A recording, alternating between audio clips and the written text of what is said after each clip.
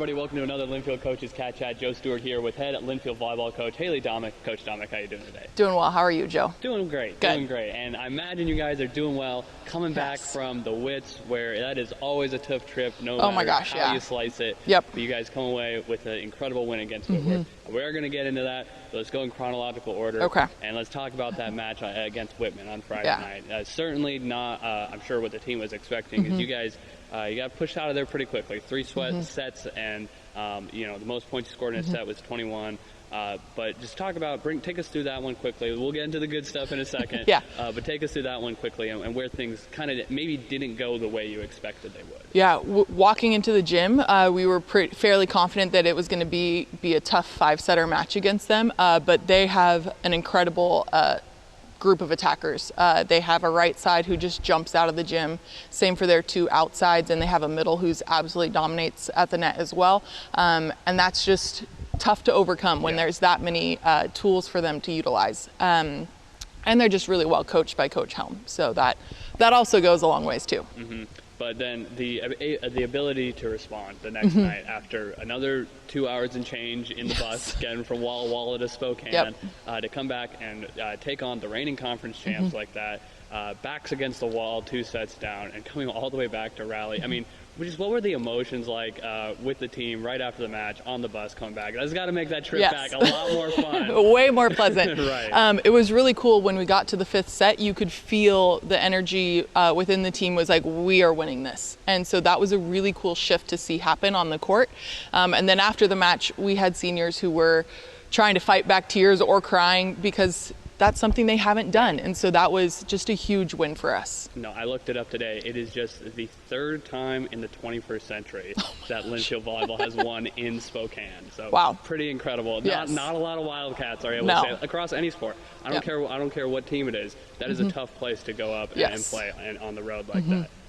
So you mentioned the shift. What do you think led to that energy shift in the 3rd and 4th? Because it looked like they had you guys dead to rights. Yeah, in sets 1 and 2, you could see that we were playing with them. We were consistent on our side of the net. Things just weren't quite dropping on our side. It was just a couple unforced errors here, unforced errors there, that really didn't allow us to capitalize in those first 2 sets. And then things just got so much more clean in that 3, 4, 5. Our serving was nice and aggressive. Our outsides took some big swings. Our middles got involved. Kara Thomas had a phenomenal night for us on the right side.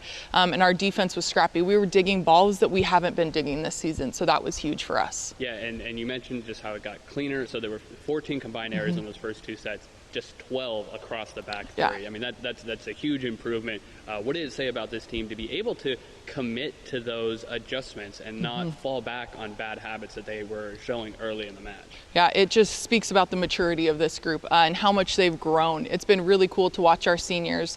When I came in, they were sophomores, and now they're playing with so much composure on the court, and so that was really cool to see. Also, the shift of having Claire Johnson coming in the front row was huge for us as well. Sure. So we've talked about confidence all year long, and as you're trying to rebuild this program, making this team know that they're capable of winning big-time matches. I mean, this is as big a match as it gets against the reigning champs on their home court.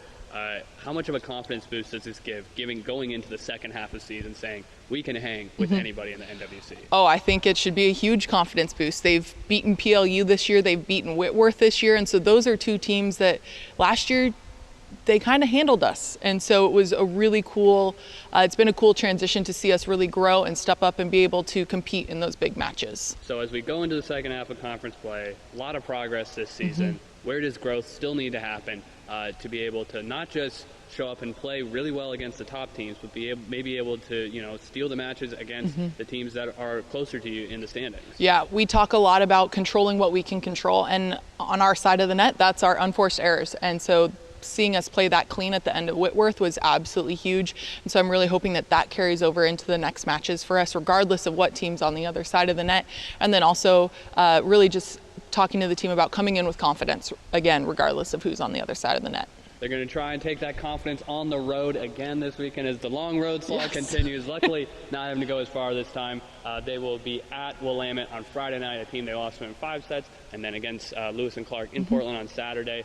Try and turn that weekend from 1 win starting the conference to maybe 2 wins as we go into the second half. That one on Saturday at 6 o'clock in Portland.